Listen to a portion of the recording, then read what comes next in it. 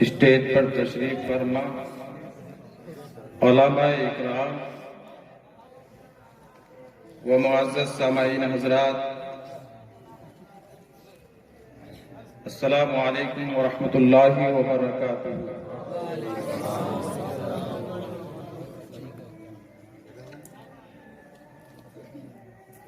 نحمدہ ونصلی علی رسولہ الکریم،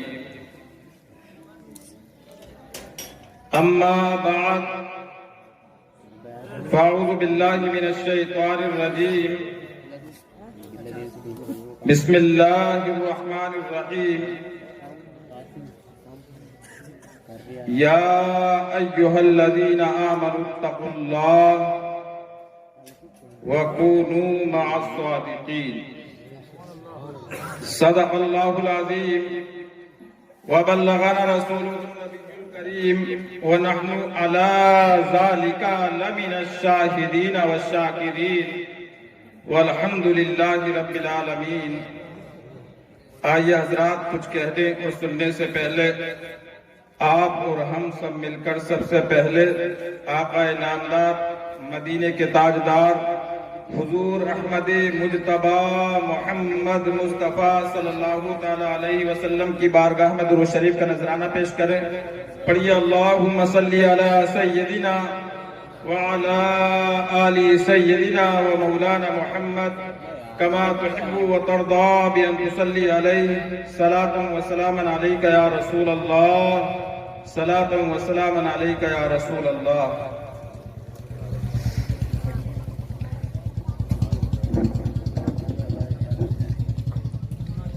دیکھیے حضرات، آپ کافی دیر سے تقریر بھی سن رہے ہیں اور نعت پاک بھی آپ نے سنی، اور ابھی ہمارے ناظم صاحب اعلان کر رہے تھے جو ادھر ادھر کھڑے ہیں، تو آپ ادھر آ جائیے۔ تو میں یہ جملہ نہیں بولوں گا، میں یہ جملہ نہیں بولوں گا کہ آپ جو ادھر کھڑے ہیں ادھر کھڑے ہیں ادھر آ جائیے، کیونکہ مناسب ہی نہیں ہے بار بار کسی کو ٹارچر کرنا کہ آپ ادھر آؤ آپ ادھر آؤ۔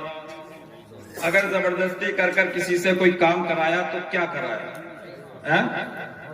بس یہ سامنے جو لوگ بیٹھے ہیں الحمدللہ، یہ جو سامنے لوگ بیٹھے ہیں، یہ بچے بھی بیٹھے ہیں اور ہمارے بھائی کچھ ادھر بیٹھے ہیں، بس شرط یہی ہے۔ دیکھیے تقریر کا تو مجمع بھی ایسا نہیں ہے کہ تقریر اس طریقے سے کی جائے، اور دوسری بات ایک یہ کہ آج کل یہ فیشن ہے کہ پروگرام ہوا اور صبح کو ہر ایک کی زبان پر ایک ہی جملہ ہوتا ہے کہ رات مزہ نہیں آیا،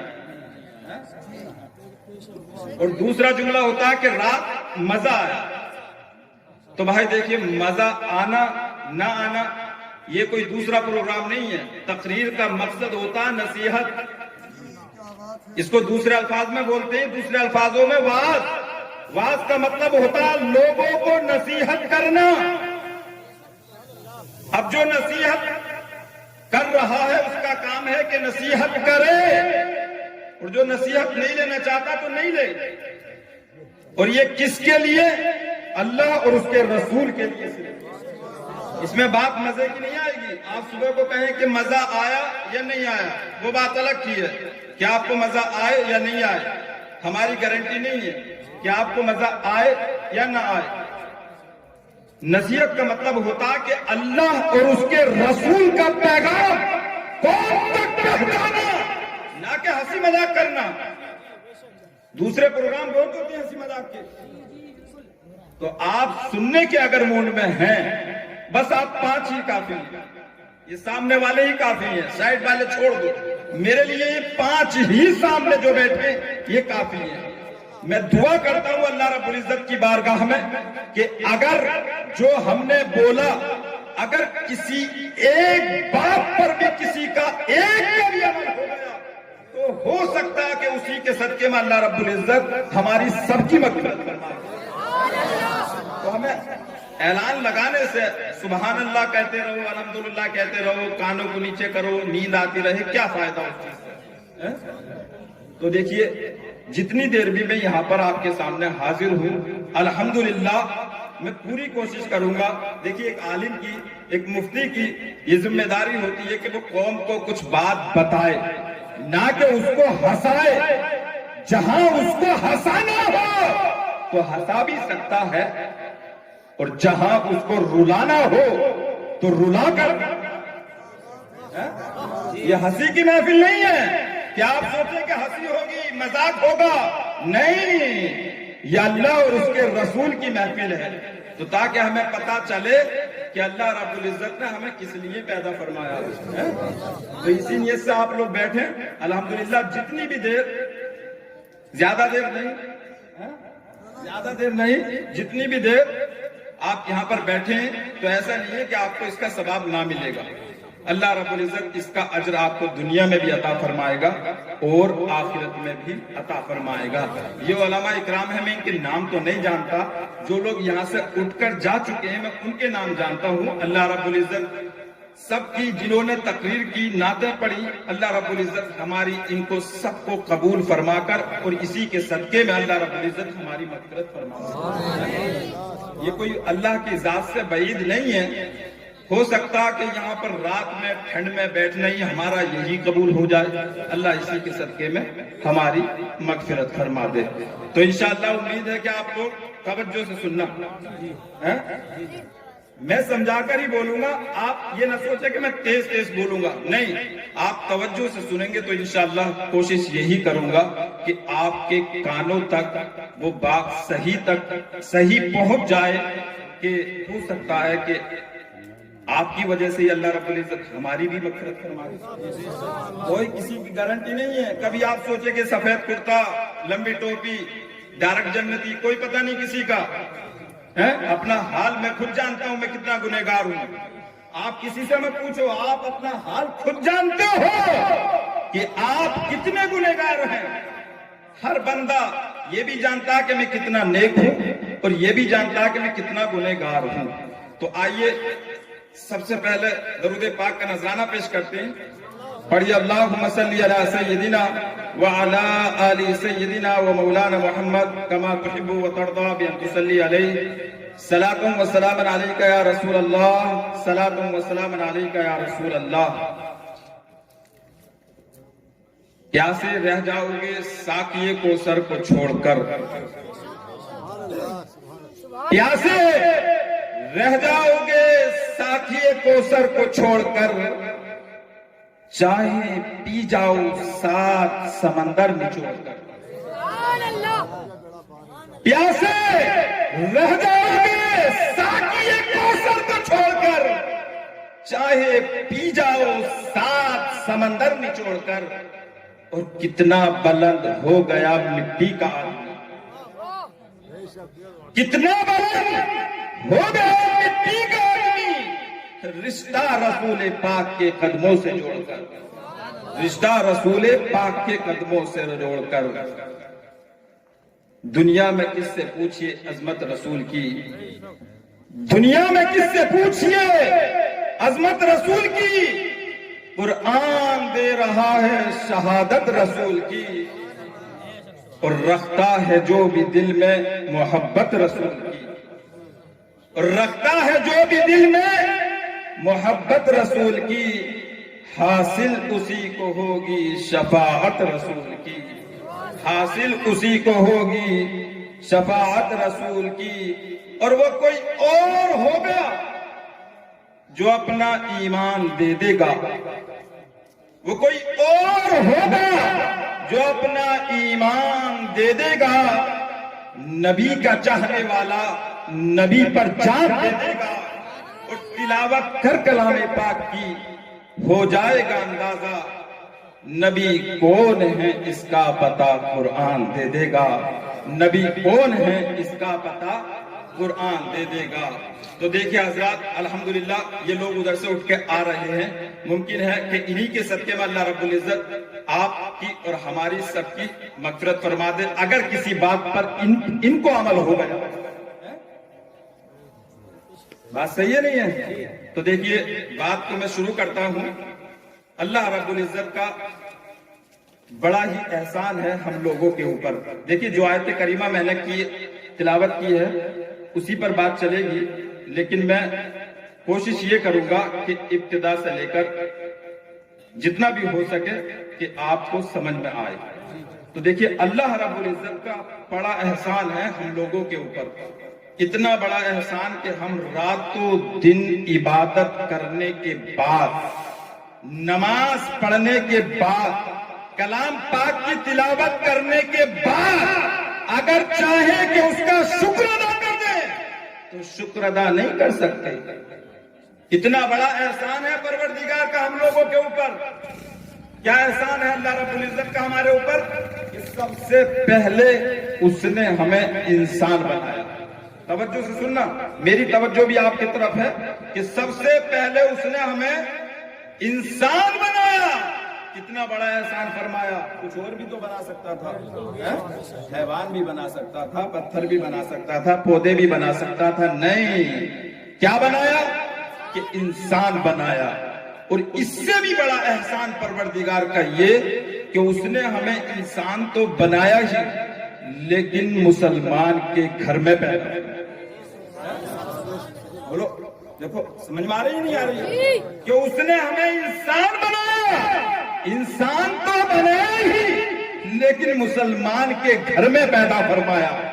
اور اس سے بھی بڑا احسان پروردگار کا یہ کہ اس نے ہمیں انسان تو بنایا، مسلمان کے گھر میں پیدا فرمایا، لیکن ایسی امت میں پیدا فرمایا جو تمام نبیوں کی امتوں سے زیادہ افضل امت محمدیہ میں پیدا فرمایا. اس سے بڑا احسان کیا ہوگا پروردگار کا ہمارے اوپر کہ اس نے ہمیں انسان بنایا، مسلمان کے گھر میں پیدا فرمایا اور ایسی امت میں پیدا فرمایا جو تمام نبیوں کی امتوں سے زیادہ افضل ہے، امت محمدیہ میں پیدا فرمایا. یہ احسان اللہ کا ہمارے اوپر ہے. اب بتاؤ اس احسان کا شکر ادا کر سکتے ہیں؟ نہیں، شکر ادا نہیں کر سکتے. اچھا تو یہ احسان اللہ رب العزت نے ہمارے اوپر کیا کیوں؟ کیا اس کو مجبوری تھی کچھ؟ ہمیں پیدا کیوں کیا؟ آخر اللہ کو مجبوری تھی ہمیں پیدا کرنے کے لیے؟ نہیں. اس نے کس لیے پیدا کیا؟ چوری کرنے کے لیے پیدا کیا جو آج ہم چوری کرتے ہیں. شراب پینے کے لیے پیدا کیا جو آج ہم پیتے ہیں. زنا کرنے کے لیے پیدا کیا جو آج مسلمان کرتا ہے، چوری کرتا ہے، شراب پیتا ہے، زنا کرتا ہے، جھوٹ بولتا ہے، مکاری کرتا ہے، ماں باپ کو ستاتا ہے، بچوں کو رلاتا ہے، بیوی کو رلاتا ہے، محلے والوں کو رلاتا ہے. کیا اس لیے پیدا فرمایا؟ نہیں، اس لیے پیدا نہیں فرمایا. پھر کس لیے پیدا فرمایا؟ اللہ نے اتنا بڑا احسان ہمارے اوپر کیا تو کیوں کیا؟ آخر کس لیے ہم کو پیدا فرمایا؟ اپنے گاؤں کے امام سے بھی مت پوچھو، ہم سے بھی مت پوچھو، خود کلام پاک کھولو اور اس میں ڈھونڈو کہ اللہ نے ہم کو کیوں پیدا فرمایا. آپ کو اللہ کا فرمان ملے گا. اللہ رب العزت ارشاد فرماتا ہے وَمَا خَلَقْتُ الْجِنَّ وَالْإِنسَ إِلَّا لِيَعْبُدُونِ. ہم نے جن اور انسان کو اس لیے پیدا فرمایا تاکہ وہ عبادت کریں. پتا چلا یہاں تک کہ اللہ نے ہمیں کیوں پیدا فرمایا؟ کہ تاکہ ہم اس کی عبادت کریں. اب آپ کے ذہن میں ایک خاکہ فٹ ہوگا کہ مولانا نے تو بڑے اچھے انداز میں بتا دیا کہ اللہ نے ہم کو اس لیے پیدا فرمایا کہ تاکہ ہم عبادت کریں. تو پھر ہمارے گھر کو کون چلائے گا؟ ہمارے بچوں کو کون کھلائے گا؟ ہماری بیوی کو کون کھلائے گا؟ ہمارے ماں باپ کی خدمت کون کرے گا؟ ہمارے رشتہ داروں کی خدمت کون کرے گا؟ ہماری کھیتی باڑی کو کون سنبھالے گا؟ ہمارا جینا کیسا ہوگا؟ ہمارا کاروبار کیسا ہوگا؟ ہم اپنی زندگی کیسے گزاریں گے جب اللہ نے عبادت ذہن میں آئی ہوگی یہ بات؟ تو دیکھیے اللہ کے رسول کا فرمان سنو. اللہ کے رسول صلی اللہ تعالی علیہ وسلم ارشاد فرماتے ہیں کہ جس نے عشاء کی نماز جماعت کے ساتھ ادا کی اور باوضو اپنے بستر پر سو گیا گویا کہ اس نے آدھی رات عبادت کی. کہیں نہیں آیا کہ ہم نے تمہیں سونے کے لیے پیدا فرمایا، کہیں نہیں آیا، لیکن اللہ کے رسول فرماتے ہیں کہ اس نے آدھی رات عبادت کی، جبکہ وہ اپنے بستر پر آرام سے سویا۔ نماز پڑھنے کے بعد آگے ارشاد فرماتے ہیں کہ جس نے عشاء کی نماز جماعت سے پڑھی اور سو گیا اور فجر کی نماز بھی جماعت کے ساتھ پڑھی تو گویا کہ اس نے ساری رات عبادت کی۔ یہ اللہ کے رسول کا فرمان ہے اور کسی مولانا کا نہیں کہ اس نے ساری رات عبادت کی۔ اب کتنا بچا 24 گھنٹے میں سے؟ 12 تو گزر گئے عبادت میں اللہ کے فرمان کے مطابق، اب 12 بچے۔ تو یاد رکھو مسلمانوں، ماں باپ کی خدمت کرنا یہ خود ایک عبادت میں شامل ہے، اپنے بیوی بچوں کے لیے رزق کمانا یہ خود ایک عبادت میں شامل ہے، اپنے گھر والوں کی دیکھ بھال کرنا یہ خود ایک عبادت میں شامل ہے۔